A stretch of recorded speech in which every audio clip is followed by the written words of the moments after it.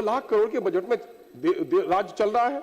हर एक व्यक्ति 30,000 रुपए के कर्ज में आज के दिन में है। लेकिन इस सरकार ने बिहार नहीं बनाया, इस सरकार ने पुनः अपनी सरकार बनाई और सरकार बनाने के खातिर इन्होंने गलत तरीके से पैसे का बंदरबाट कर दिया। तो आजादी के बाद पहली बार ऐसा है कि इस सरकार को गुज़िश्ता 2025-26 के बजट में इनको सबसे अधिक राशि की मांग करनी पड़ी।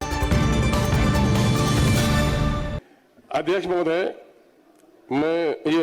डिप्टी स्पीकर साहब, मैं शुक्रगुजार हूं कि आपने मुझको थर्ड सप्लीमेंट्री के मौके से बोलने का मौका दिया है। मैं समाज कल्याण पर भी अपनी बातों को रखूंगा, लेकिन 2-3 बातें मैं इशारतन कहना चाहता हूं। माननीय मंत्री RWD नहीं है, वो कहते हैं कि आप काम भी करवाना चाहते हैं और कटौती भी पेश करते हैं। तो हमने अक्सर सदन में कहा है कि हुकूमत की हैसियत सरकार की खूबसूरत दुल्हन की तरह होती है और अपोजिशन के लोग आईना की तरह होते हैं। जो खूबसूरत दुल्हन संवारना चाहती है वो आईना देखती है, उन्हें हमारे परामर्श लेने चाहिए। अगर आईना न देखेगी तो क्या होगा सर, सिंदूर का श्रृंगार बिगड़ जाएगा और मांग का निखार बिगड़ जाएगा। इसलिए सरकार को संवरने के लिए हम आईना दिखा रहे हैं सर।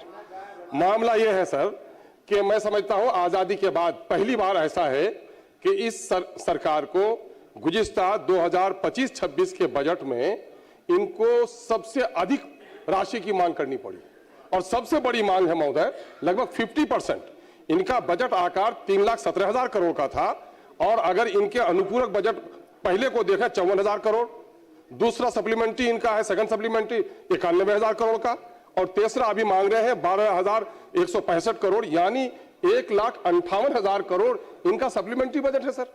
तो बजट में बनाने में सर 10-20% का आगे पीछे हो सकता है। इसके माने ये है कि इनका बजट मैनेजमेंट, जो इनका फाइनेंशियल मैनेजमेंट है, वो कहीं से दुरुस्त नहीं है, उसमें काफी कमी है। महोदय, 2 लाख करोड़ के बजट में राज्य चल रहा है। हर एक व्यक्ति 30,000 रुपए के कर्ज में आज के दिन में है। 94 लाख परिवार जिसकी आमदनी माननीय मुख्यमंत्री जी की ईमानदाराना कोशिश के नतीजे में जो जात पर आधारित गणना हुई, 94 लाख फैमिली सर, वो 6,000 की आमदनी उसकी है सर। यानी एक फैमिली में 4.3 आदमी अगर हो जाए तो इसकी आमदनी 1,400 रुपया महीना है सर। लगभग 4.5 करोड़ बिहारी 1,400 रुपये महीने पे जी रहा है सर, फिर भी पीठ थपथपा रहे हैं। ईमानदारी की बात करते हैं तो पूरे देश में सबसे ज्यादा करप्शन यहां पर है। ज्ञान की बात करते हैं तो ज्ञान को दफना दिया गया। पटना यूनिवर्सिटी को जो सेंट्रल यूनिवर्सिटी के बराबर थी वो चरागा बन गई है सर। आप कहते हैं, अभी जो एक रिपोर्ट आई है NIRF की सर, इंजीनियरिंग कॉलेज हमारा एक भी देश के मानक में 100 कॉलेज के इसमें अंदर में नहीं है और उसके मानक में कमी होने के नतीजे में विदेश में नौकरी पाने और मास्टर की डिग्री देने में उनको दिक्कत हो रही है सर। मैं समझता हूं कि इनका जो फाइनेंशियल मैनेजमेंट है वो कहीं ना कहीं से बड़ा खराब है, जिसकी वजह से नुकसान हुआ है सर। हम और आप उठे हैं यहां पर, देश की जनता की गाड़ी कमाई के पैसे हैं, हमें बिहार बनाना है।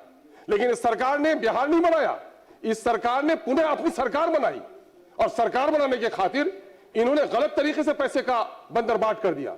मैं ये नहीं कहूंगा कि गरीबों को सब्सिडी न दीजिए, लेकिन मैं कहता हूं आपने 10,000 रुपया दिया गरीब फैमिली को और मैं दावे के साथ कहता हूं मेरा रौटा बैसा में आज के दिन में पुल नहीं होने के नतीजे में महीने में उनको 2,000-2,500 रुपए सिर्फ नाव पर पार होने का देना पड़ रहा है। 12 महीने में 25,000 रुपए उसको देना पड़ रहे हैं और 10,000 रुपए देकर पीठ थपथपा रहे हैं। ये महोदय, ये कर क्या रहे हैं? आपने दिया गरीबों को, बिजली दी आपने फ्री। मैं बिजली देने फ्री मना नहीं करता हूं, लेकिन उनके बच्चों को तालीम नहीं। आज हमारा सीमांचल में और पूरे राज्य में, जैसा कि कहा अभी हमारे भाजपा के एक साथी ने भी, कि उनके गांव में हर एक परिवार में कैंसर की बीमारी है और कैंसर की बीमारी को आप राज्य आपदा या राष्ट्रीय आपदा मानिए और उसका मुफ्त इलाज कराइए। चलिए सर, हमारे फ्लैट्स में सर, सीमांचल के सभी विधा के फ्लैट में सर, अगर 20 पेशेंट है सर तो उसमें 10 हमारा कैंसर का पेशेंट है सर। तो ये हालात हमारे हैं सर। वक्त हमारे पास नहीं है सर, मैं क्या आईना दिखाऊं। मामला ये है सर, ये समाज कल्याण का बजट सर। हमारे यहाँ रौटा में, अमोर में 200 आंगनबाड़ी है सर और 200 आंगनबाड़ी, 310 आंगनबाड़ी है और 200 में भवन नहीं है। और वही रौटा में 210 आंगनबाड़ी है, 120 में भवन नहीं है। बहुत सारी जगहों पर आंगनबाड़ी नहीं है। और एक मैं बहुत दुख के साथ और तकलीफ के साथ मैं बात करूंगा नैतिकता की। सरकार चाहती है सर, हमारे यहाँ बहादुरगंज में समय सर ऐसे NH पर सर देह व्यापार हो रहा है सर। बेटियां स्कूल नहीं जा पा रही है सर, महिला शर्म से सर ढाक लेती है सर। रोटा बाजार में हमारे सर मंदिर और मस्जिद है, उसके दरमियान में सर देह व्यापार का काम चल रहा है सर।